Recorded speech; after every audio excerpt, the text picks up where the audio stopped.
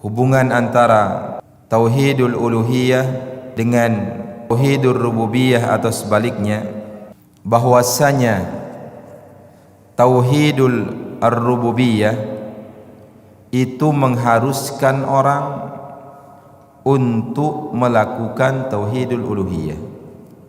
Artinya, ketika seorang mengakui, beriman bahwasanya Allah Subhanahu wa taala yang menciptakan, hanya Allah yang memberikan rezeki, hanya Allah yang memiliki segala sesuatu, hanya Allah yang mengatur segala sesuatu, maka keharusan baginya untuk beribadah hanya kepada Allah Subhanahu wa taala.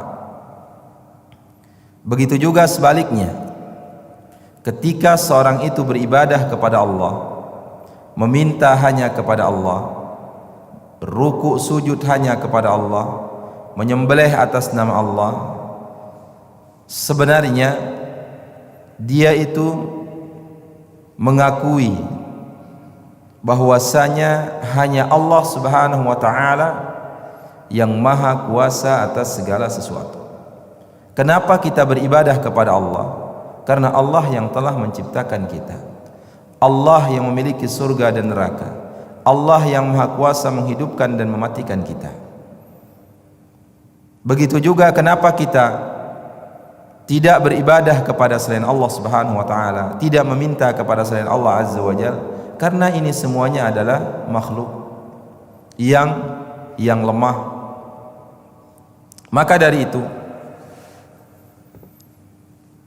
seorang kalau sudah mengakui tauhidur rububiyah, mengharuskan dia untuk melakukan tauhidul uluhiyah, bima'na, dalam artian annal iqrara bitauhidir rububiyah yujibul iqrar bitauhidil uluhiyah wal qiyam bihi.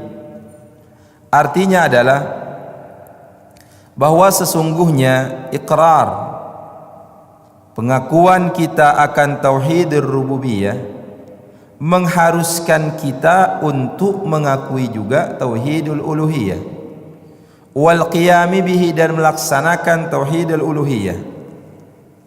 Faman arafa anna Allah rabbahu wa khaliqahu wa mudabbira umurih wajib alaihi an ya'budahu wahdahu la syarikalah. Maka barang siapa yang mengetahui bahwasanya Allah adalah Rabbnya, Allah adalah penciptanya, Allah adalah pengatur segala urusan-urusannya, maka kewajiban baginya untuk beribadah hanya kepada Allah semata, tidak ada sekutu baginya.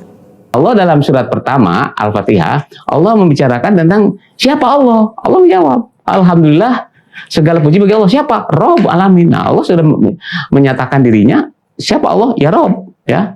Ar-Rahman Rahim. Nah, inilah yang disebut bagaimana Allah, sifat Allah itu Ar-Rahman Ar-Rahim. Sifat ini bagaimana Allah itu Ar-Rahman Ar-Rahim, dan Asmaul Husna, ya. Kemudian siapa Allah? Malik, raja. Allah itu raja. Kemudian siapa Allah? Iya, karena berdua hanya kepadanya kita, ya, kami mengabdi dan kepadamu tolong. Jadi Allah itu siapa? Ya, tempat mengabdi, tempat minta tolong, itulah yang ilah, gitu, ya. Nah, lebih jelasnya lagi dalam surat terakhir, ya, An-Nas. Coba lihat, ini lebih jelas lagi. Siapa Allah? Ya, Allah mengatakan Rabbin Nas, Malikin Nas, Ilahin Nas.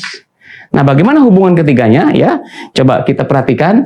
Untuk ke sana kita lihat dulu, ya, artinya dulu. Allah sebagai Rabbin Nas. Apa itu Rabb? Pencipta, pemelihara, pendidik manusia. Itu Rabb. Malik, raja, penguasa, pemilik manusia. Ilah, yang disembah, yang dicintai, yang ditakuti.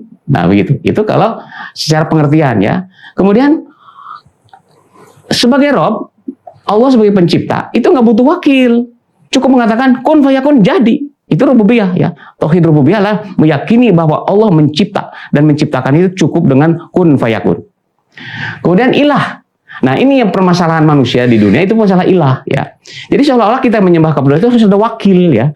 Ada wakil. Apa wakilnya? Ya, seperti yang disebutkan Ari tadi, ada Yesus, ada dewa, ada apa. Sebenarnya itu wakil, karena dia yakin bahwa Tuhan pencipta ada. Jadi dewa itu hanya sebagai perantara aja, gitu, ya. Nah, Nah, ini sebagai ilah. Sedangkan Allah sebagai Malik, ya, sebagai Malik, Allah itu raja tadi, raja manusia. Nah, kita ingat ya, sebagai raja itu, seorang raja harus punya wilayah hukum, punya aparatur, ya, punya undang-undang, punya rakyat. Ini raja. Jadi nggak ada raja tanpa wilayah hukum, ya. Tidak punya aparat, tidak punya undang-undang, itu bukan raja namanya. Nah, apakah Allah raja? Ya raja. Coba lihat wilayah hukum. Allah punya wilayah hukum, namanya jagat raya. Nah, ini ayatnya ya. Wilayah hukum Allah ini meliputi jagat raya, wilayah hukumnya. Ya. Kemudian aparaturnya itu malaikat. Malaikat ini ya artinya aparatur ya. Kemudian Rasulullah juga aparat. Untuk di muka bumi itu Rasulullah ya, untuk mengejawantahkan kitabullah tadi ya. Nah, undang-undang kitabullah ya. Allah itu punya undang-undang namanya kitabullah. Kemudian Allah punya umat, punya rakyat, ya punya. Itu makhluknya sendiri. Nah, jadi Allah sebagai raja. Hanya masalahnya kalau Allah sebagai raja bagaimana? Nah, gitu ya. Nah, ini yang perlu dipahami adalah ini coba lihat. Ya. Hubungan Allah dan Rasulnya. Jadi kalau kita lihat dalam rukun iman ya, rukun iman ini ya, rukun iman. Pertama iman kepada Allah. Ya, iman kepada Allah, kemudian iman kepada malaikat, iman kepada kitabullah, iman kepada Rasulullah. Ini kan rukun iman 1 2 3 4, ya.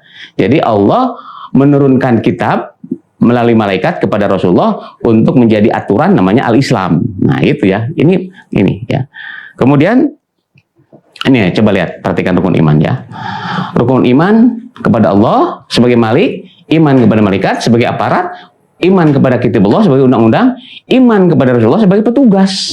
Sedangkan iman yang kelima adalah tujuan akhir. Kita harus yakin kepada hari akhir. Wabil akhiratihum yuqinun. Nah, karena manusia tidak yakin kepada akhirat, dia hidupnya ya kufur gitu ya.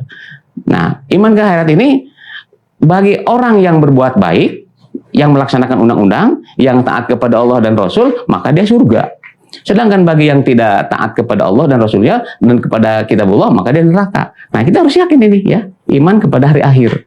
Kemudian yang terakhir iman kepada qada dan qadar. Jadi ketentuan Allah ya.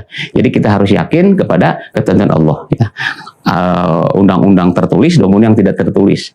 Misalnya tertulis dalam Al-Qur'an ya, itu aturan-aturan Allah.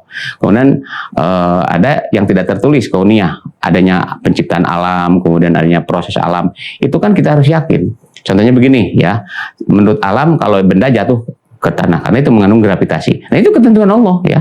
Adanya hujan, angin itu ketentuan Allah. Nah, itu salah satu ya.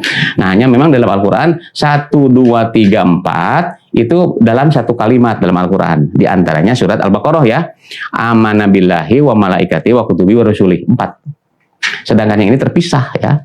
Misalnya dalam surat Al-Baqarah wabil akhiratihum yuqinun, dan orang yang takwa itu yang yakin kepada hari akhirat, iman kepada hari akhirat ya. Kemudian qada dan qadar juga dalam Al-Quran banyak dikisahkan oleh Allah ya. Demikian ya Ari, mudah-mudahan bisa dipahami juga oleh para pemirsa ya, Bapak, Ibu, mudah-mudahan menjadi bahan untuk renungan ya. Demikian.